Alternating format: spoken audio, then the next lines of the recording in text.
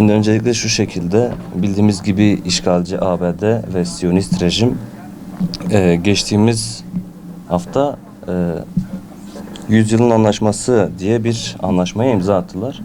Aslında bu attıkları imza Filistin topraklarını bölme, Filistin'i kimliksizleştirme adına yapılmış bir şeydi.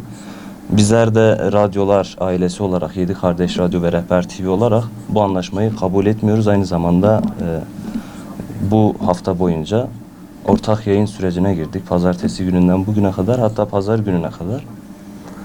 Bütün hafta Yedi Kardeş Radyo 7 farklı ilde sesimiz yankılanıyor inşallah. Aynı zamanda sadece 7 ilde değil, internet üzerinden bizleri dinleyen dinleyicilerimiz dünyanın dört bir tarafından bizleri dinliyorlar. Aynı şekilde programımıza canlı bağlantılar alıyorduk. Dinleyicilerimiz sağ olsunlar, bir dua bir beddua temalı programımızı arayıp dualarını da beddualarını da radyomuz aracılığıyla dünyaya haykırdılar.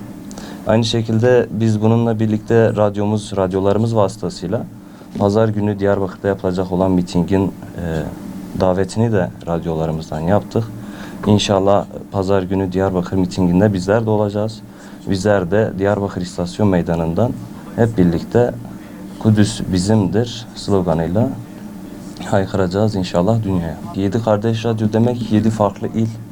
7 farklı ilden çeşitli insanlar arıyor.